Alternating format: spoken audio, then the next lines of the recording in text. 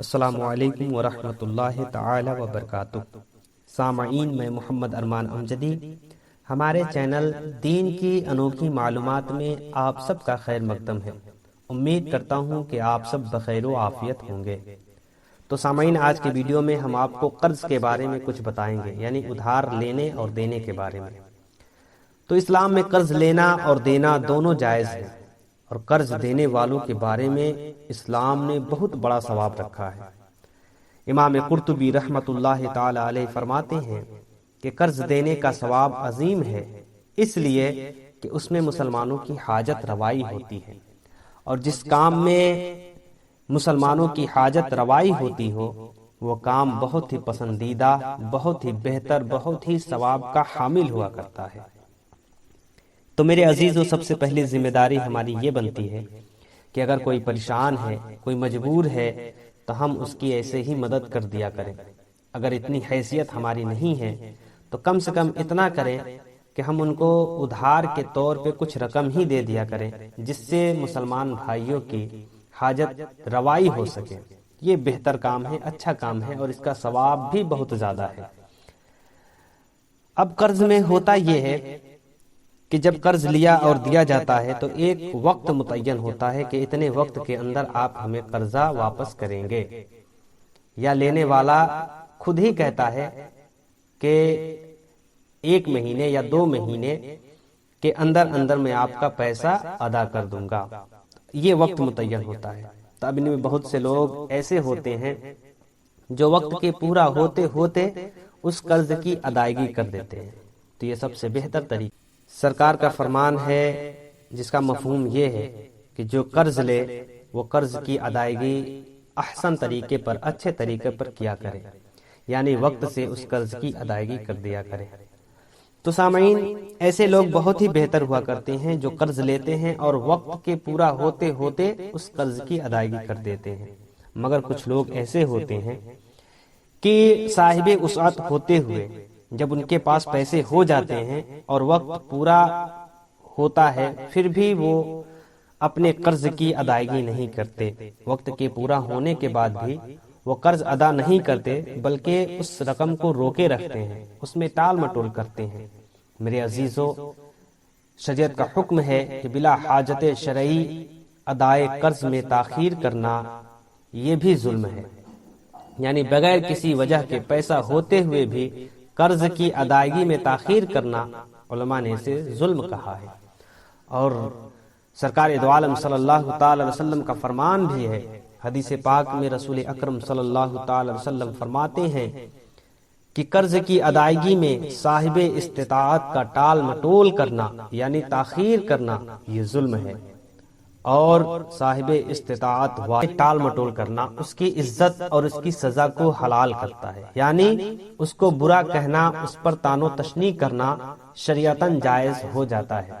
ویسے تو ایک مومن کا دوسرے مومن کو برا بھلا کہنا، اس پر طعن و تشنیع کرنا یہ جائز نہیں ہے، مگر جو قرض کی ادائیگی میں پیسہ ہوتے ہوئے بلا وجہ شرعی تاخیر کرتے ہیں، ٹال مٹول کرتے ہیں، ایسے شخص کو برا بھلا کہنا شریعتاً جائز ہو جاتا ہے۔ اور ایک حدیث پاک میں فرمایا گیا، رسول اکرم صلی اللہ تعالی علیہ وسلم فرماتے ہیں کہ قیامت کے دن شہید کا ہر گناہ معاف ہو جائے گا سوائے قرض کے، یعنی شہید کا ہر گناہ اللہ تبارک و تعالی معاف فرما دے گا، مگر جو دنیا میں اس نے قرض لیا تھا اور اس قرض کی ادائیگی اس نے نہیں کی، تک کہ خود وہ شخص معاف نہ کر دے تب تک رب قدیر بھی اسے معاف نہیں فرمائے گا۔ یہ شہید کے بارے میں ہے۔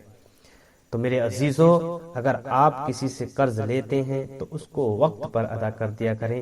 بلا وجہ شرعی اس میں تاخیر کرنا گناہ عظیم ہے، ظلم ہے، آپ ظالم کہلائیں گے۔ تو اس ایسے ظلم سے، ایسے گناہ سے آپ بچیں اور قرض کی ادائیگی وقت پر کر دیا کریں۔ مگر کچھ قرضدار ایسے ہوتے ہیں کہ تنگ دستی کی وجہ سے وقت پر قرض کی ادائیگی نہیں کر پاتے، تنگ دستی کی وجہ سے، اور تنگ دستی یہ وجہ شرعی ہے، یعنی شریعتاً اس کا اعتبار ہے۔ اب ایسے لوگوں کو کیا کیا جائے؟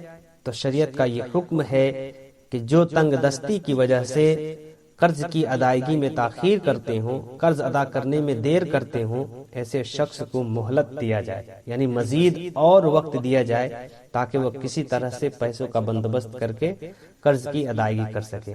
اور مہلت دینا آپ یہ مت سمجھیں کہ یوں ہی ہے، بیجا ہے، بلکہ مہلت دینے والے کے بارے میں حدیث پاک میں بڑی فضیلت آئی ہے۔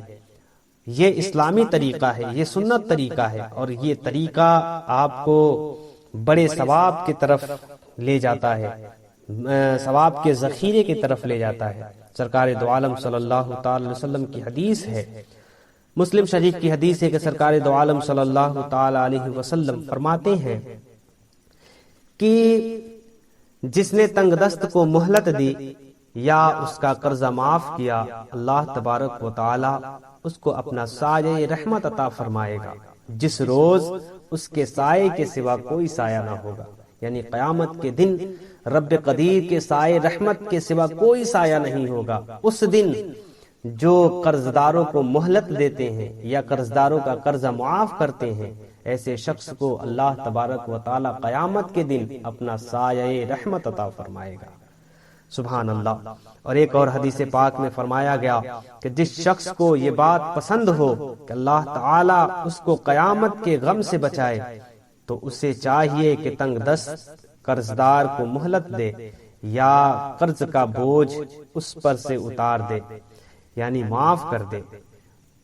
تو یعنی پتہ یہ چلا کہ جو شخص اس بات کو پسند کرتا ہے کہ قیامت کے دن اللہ تبارک و تعالی قیامت کی ہولناک تلخیوں سختیوں سے اسے چھٹکارا اور نجات دے دے، قیامت کے غموں سے اسے بچائے، تو ایسے شخص کو چاہیے کہ وہ جسے قرضہ دیے ہو اگر وہ تنگ دست ہے تو اسے مہلت دے دیا کرے، اگر ہو سکے تو اس کا قرضہ معاف کر دیا کرے۔